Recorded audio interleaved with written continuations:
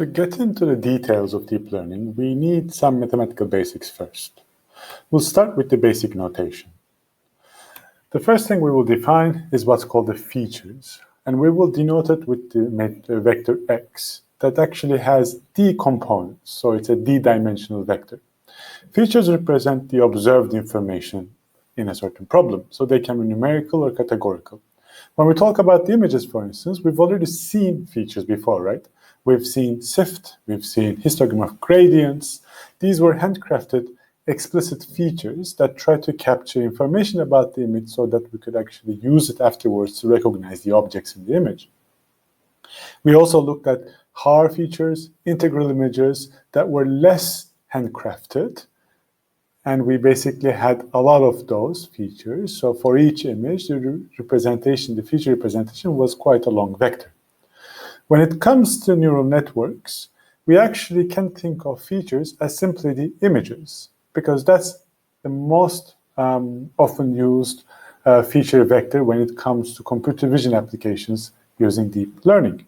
So that means that the x vector itself is formed of image intensities. Let me show the highlighter as well. It actually it represents the raw image intensities, for example, d pixel image, simply the intensity values written side by side, or as we will see in the next lecture, provided as a big matrix. It could be RGB values, so for each pixel 3 values, and when we talk about multispectral images, it can even have more raw intensity channels. The second thing we have to define is what's called the labels. So that's the unobserved information. And we will denote it with this y vector, and we can actually, for each sample, have m different labels. Now, these can be numerical, for example, for a regression task, or it can be categorical, for example, a classification task. We've seen quite a bit on the classification task when we talk about object recognition. You can think of the numerical regression task as, for example, trying to figure out a denoised image, computing depth estimation in an image, or computing simply certain outputs, as we've seen before, like the blood tests, like the risk scores, and so on. We can also think about labels in terms of really pixel-wise labels, for example, in the semantic segmentation, or image-wise labels, as we've seen before, is the object categories. But again, these were the classification that we've seen. Whenever you talk about labels, you have to think a little bit larger. It depends on the application that you need. So it can be unblurred intensities if my task is deblurring. It can be denoised intensities if my task is denoising. Sorry, I think I lost my, there we are. If my task is denoising, or it can be diagnosis or even more complex feature labels, such as the clinical outcomes, if I'm interested in trying to figure out whether a certain subject, certain patient will respond to a certain treatment. The next topic we have to define once we have the features and the labels is what's called the mapping. So mapping is the very basic concept in machine learning, and it's a mathematical function that maps between features and labels. Now, we will focus on parametric mappings with parameters theta. That means that I want to define a function f that will evaluate x with a certain set of parameters theta. And the output will be the labels. Well, they will not be exactly labels, but they will be our estimation for the labels, our predictions. You can also consider non-parametric mappings. But for the purpose of this lecture, we will only look at parametric mappings that are defined through neural networks. So once we have the mapping and the label features and the labels, the next question to ask is, so what does learning mean? So learning means, in a very coarse language, is to determine the best parameters using the examples that we've seen. What do you mean by examples? The examples are the labeled examples that we actually use to determine the parameters. So we've already talked before that machine learning as essence is based on showing lots of examples to an algorithm and allowing it to basically tune itself. So these examples, or what we will call as a training set, is actually a paired data set that for n different samples, we have both xn, so the features, and yn, the corresponding labels. And I will also call this as the ground truth labels as well. Best parameters are defined as the ones that minimize the cost between predictions of my algorithm and the ground truth labels, so the actual labels that correspond to this image that I see in my training set. In the most abstract sense, we can write this cost as a function that takes into account the ground truth labels for a sample and the predictions for the sample and simply computes the discrepancy. Learning simply means that we sum over all the losses in the sample, or the cost in the sample, call this a total loss, and we will minimize this total loss with respect to the arguments or parameters of my mapping. So I will tune the parameters such that for all the samples, the cost is as minimum as possible. And this I will represent with the theta star. Now notice here that we basically didn't really define the best, but we simply shifted our definition to another thing, so the cost function. So actually the definition of the best really is task dependent, and your cost function definition will simply tell what the best is. And ideally you want to define it for your final ultimate goal. For example, if I'm interested in a regression task, if my output variable is continuous, and if I want to predict it, I can, for instance, very simply look at a regression norm, for example, the general P norm. So simply find the difference between my ground truth labels and my predictions, and take the P norm of that difference. Now, most popular choices for the P are basically 1 and 2, so the L2 norm or the L1 norm between the model prediction and the ground truth labels. If I talk about classification, things are a little bit different. What I would use is something called cross entropy for classification, and maybe this needs a little bit more definition here. In the when I'm doing classification, I actually don't want my network to spit out a single value, but instead I want my network to spit out the probabilities for that sample belonging to a certain class.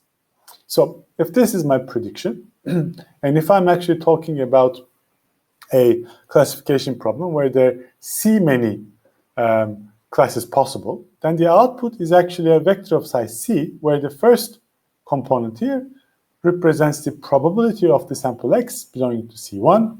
The second one is the probability of sample X belonging to C2, and so on. Since these are probabilities and I only have C different possible classes, the sum of these should add up to 1. So the predictions are really considered as class probabilities. Based on this definition of the output, my cost is what's called a cross entropy. Now, here I have an indicator function that only takes the value of 1 if its inside is true.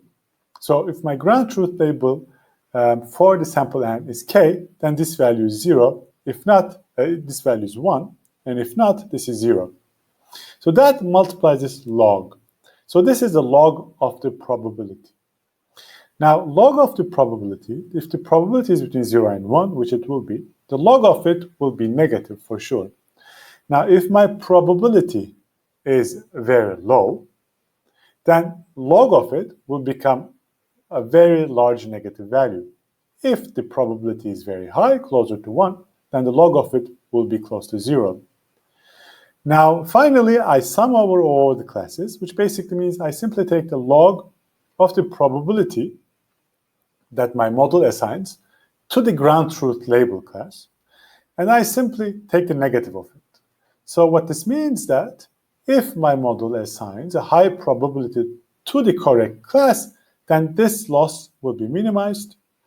If my model assigns a low probability to the correct class for the sample, then this value will be a very large positive value. So when I minimize it, I want to make sure that my model is able to really assign high probability values to the correct class for each sample. Now, once I define the cost, I have my examples, my training set, I have mapping, I basically did the learning and have the best parameters. What does it mean to the prediction? Well, then the prediction is actually quite simple. It's also dependent on task, but conceptually it's simple. I simply evaluate the mapping with the best parameters on a new sample. So for the regression task, I would simply take the function f, evaluate it at x with the best parameters, and that will give me the prediction of my trained or learned model. Now, obviously, predictions will have errors, so I can actually quantify discrepancy between the reality and the prediction in my model, for example, using mean squared errors or mean absolute error, simply summing over the discrepancy between the prediction and the ground truth label. For the classification, it's also very similar, but the form changes a little bit because remember that my model now outputs the probability of belonging to a certain class for all the classes for a given sample. So I evaluate the probabilities with the best parameters for a given sample and simply read off the value or the class that achieves the maximum probability. And that's my prediction for the class. Once again, the predictions can have errors, so I can actually compute, for example, the discrepancy between the model and reality by computing the number of times my model disagrees with the reality. Some simple notes on the basic concepts. One, features. We've already seen a couple of features in the past. Remember SIFT, remember gradient of histograms, remember integral images. Neural networks, on the other hand, we will directly focus on the images or the raw intensities. The mapping, there's quite a bit of research in this area, both on neural networks, but also outside of neural networks. But even on neural networks, even in deep learning, different neural network architectures, and we'll see that in a second in this lecture, will basically lead to different mappings. And how to define those architectures is quite an interesting question. There's quite a bit of research on the cost functions. As I said, the cost function defines your end goal. So it's actually quite an interesting question to define it well enough so that the model that you train performs the end goal as good as possible. And lastly is the error computation, meaning that how well does my model perform? And this is quite an important area, especially if you want to ship your model into real life, into real applications, if you want to build a company, for instance. You want to be able to estimate the generalization error, which is a difficult task. And there's quite a bit of existing tools for that from statistical methods, from cross-validation, bootstrapping, and so on. Now let's make these concepts a little more concrete with specific examples. And the two examples that we will look at are the linear and the logistic regression models. Now, linear model is the main block for both of these things. And it will also be the main building block for the neural networks, as we will see in a second. These models assume a linear relationship between the features and the labels. So the model itself, or the mapping itself, will basically be given as a very simple form like this. So let's assume for simplicity that we're only interested in one-dimensional label. So y is only a single value. The linear model simply takes this form. So for each feature, x1 to xd, I assign one coefficient, one parameter of the model. And then I simply compute the dot product of my parameter vector with my feature vector. And that's it, that's the model. Now this linear model is obviously for the continuous labels, right? Because this dot product can take any value. Now what does it look like? Let's assume that I'm actually looking at a 2D example. On the x-axis, I plot the features. On the y-axis, I plot the labels. Now these blue dots are simply the samples that I see. So they actually form my training data set with the xn and yn. Now I want to fit a linear model to that because I see, for example, there's a very linear trend between the features and labels. And the simplest linear model I can fit in 2D is given by ax plus b. Now this model has two parameters, a, the slope of the line, and b, the intercept. Now if I want to write this in terms of what we've seen before as the model mapping, I would simply do this. And here theta itself contains both a and b, and the bold x has both the feature and also the 1, so it's in homogeneous coordinates. What is the learning? Learning simply can be done, for instance, by minimizing the L2 loss between the model predictions and the ground truth labels. If I do this minimization and simply plot the line with the best slope and intercept, I would get something like this. Now, logistic regression model is basically just an extension of the linear model to the binary classification tasks. So the goal is quite the same, but the data is slightly different. Let's look at an example here where we have two features. One of them is height and the other is weight. And we're, for example, interested in trying to figure out if at this weight and height, this animal is a cat or a dog. So here I represent dogs with blue positive signs and cats as green negative signs. You can see that I'm more of a dog person here. Now, the model is quite similar to what we've seen before. Again, the blue and the green symbols correspond to my training data set, so xn and the corresponding yns. Xn here has two dimensions, so height and weight, and yn has only one dimension, so it's either 0 or 1, or a cat or a dog. As I said before, now the model is basically, in the logistic regression, the model predicts the probability of belonging to a certain class. In this case, it will be the probability of belonging to class 1, for example, probability of being a dog. Now here the model is very similar to the linear regression model. Inside this function sigma, I have this dot product again. So for each feature, I basically assign a parameter and I simply compute the dot product. This guy here, its role is actually quite important. Now, we've said before that this dot product is continuous valued, so it can go from negative infinity to positive infinity. The role of this nonlinearity is to make sure that this ends up being a probability between 0 and 1. So it actually maps negative infinity to positive infinity to between 0 and 1. Now, you can think of many different functions for this. The one that's actually commonly used is what's called the sigmoid function. So with this, we actually give exactly the output of our model. So here you use the dot product here. It's actually 1 over 1 plus e to the minus of this dot product. And you can actually verify that this will map 0 to negative infinity to 0 and positive infinity to 1. And it will also map 0 to 0.5. Learning? Well, the learning, basically, we will minimize the cross-entropy loss. Here I write the cross-entropy loss, summing over all the samples, and for the binary classification task. So I don't have a summation over the classes here because I write the summation explicitly for the two classes.